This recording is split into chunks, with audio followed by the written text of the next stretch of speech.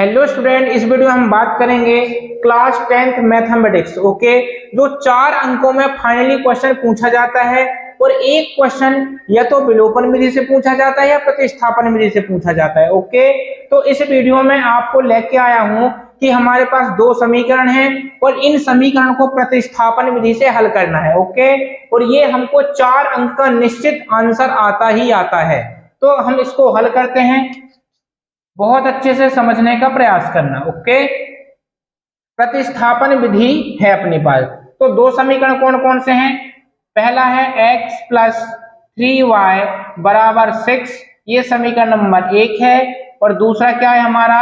2x plus 3y बराबर क्या है? 12 है। ओके, ये समीकरण नंबर 2 है। अब क्या करेंगे, समीकरण 1 व 2 को प्रतिस्थापन विधि से हल करने पर आप लिख लेना। यहां पर मैं लिखता हूं समीकरण 1 से x का मान निकालकर समीकरण 2 में रखने पर इतना लिखा मैं। अब समीकरण 1 कहाँ है हमारा? x प्लस 3y बराबर 6। ठीक है, x का मान कैसे निकलेगा? यदि मेरे को x का मान निकालना है तो इस 3y को इस तरफ कर दूंगा। यदि पक्षांतर करूंगा तो यहाँ पर 3y प्लस की है, इस तरफ करूंगा तो ये माइनस का हो जाएगा। ओके, तो x बराबर 6 माइनस 3y। ओके, अब हम क्या करेंगे, x का मान समीकरण 2 में रखने पर लिख दो। यहाँ पर x का मान समीकरण 2 में रखने पर क्या लिखेंगे? x का मान समीकरण 2 में रखने पर। अब यहाँ पर समीकरण 2 पहले आप उतारो। यहाँ पर है 2x प्लस 3y ओके बराबर 12 है। जहां x है वहां पर 6 माइनस 3y रखना है, ये चीज का ध्यान रखना। ठीक है, यहाँ पर 2 कोष्टक के अंदर 6 माइनस 3y कोष्टक बंद प्लस 3y बराबर कितना आ जाएगा? 12 आ जाएगा। ठीक है, 2 का गुणा 6 में करेंगे तो 6 दूनी हो जाएगा अपने क्या? 12। इसको बराबर लिखते चलो, 6 दूनी 12, माइनस है तो माइनस, और 2 का गुणा 3 में करेंगे तो 2 तिहाई 6y हो जाएगा। ओके, प्लस 3y पहले से लिखा है तो आप पहले लिख दो और 12 ज्यों का त्यों हो जाएगा। ओके, अब यहाँ पर यह देखना कि यहाँ पर y का मान क्या निकलेगा। इस 12 को इस तरफ ट्रांसफर करो, इस 12 को इस तरफ ट्रांसफर करता हूं तो ये बताओ, ये 12 ज्यों का त्यों, 6y में से 3y जाएंगे तो कितने y बचेंगे? तो आप बोलोगे माइनस का 3y बराबर 12। तो यहां पर कितना बचेगा? माइनस 3y बराबर 12 माइनस 12। ओके, तो यहां पर कितना बचेगा? 3y बराबर 12 में से 12 जाएंगे तो 0, तो y का मान कितना आ जाएगा?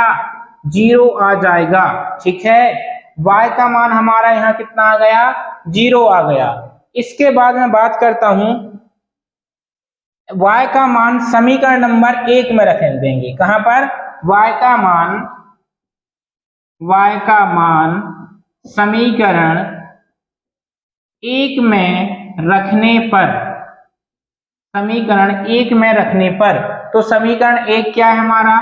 x प्लस 3y बराबर हो जाएगा 6। ओके, x का मान ठीक है, तो यहां पर क्या जाएगा हमारा?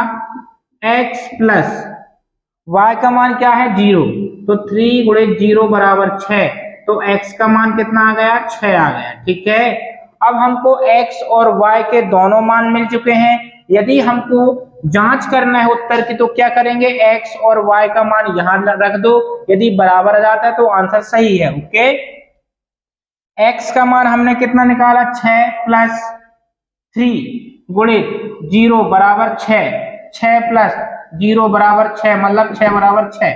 यहां पर हमारे द्वारा जो आंसर निकाला गया है वो एकदम सही है। ओके, तो आंसर में क्या लिखोगे? अतः x बराबर 6 और y बराबर कितना मिला हमको? 0 मिला। ये हमारा इसका आंसर होगा। ठीक है। तो ये प्रतिस्थापन विधि से ऐसे हल करते हैं। और ये 4 नंबर का 100% पूछा जाता है कि 4 नंबर में किस प्रकार, क्वेश्चन ज्यादा बड़ा नहीं है, कुछ भी नहीं करना होता है। यहाँ पर समीकरण 2 दिए रहते हैं, समीकरण 1 से x का मान निकालना है और 2 पर रख देना है। जैसे ही 2 पर रखोगे तो आपको y का मान मिलेगा, और y का मान समीकरण 1 में रखो या 2 में रखो, बात बराबर है। 1 में रखोगे तो x का मान मिलेगा, 2 में भी रखोगे तो x का मान मिलेगा, ठीक है। तो इस प्रकार हमारे पास x और y दोनों के मान मिल चुके हैं। ओके, तो मैं इस वीडियो को यहीं फिनिश करता हूं। वीडियो पसंद आए तो लाइक करें, शेयर करें, सब्सक्राइब करें। धन्यवाद।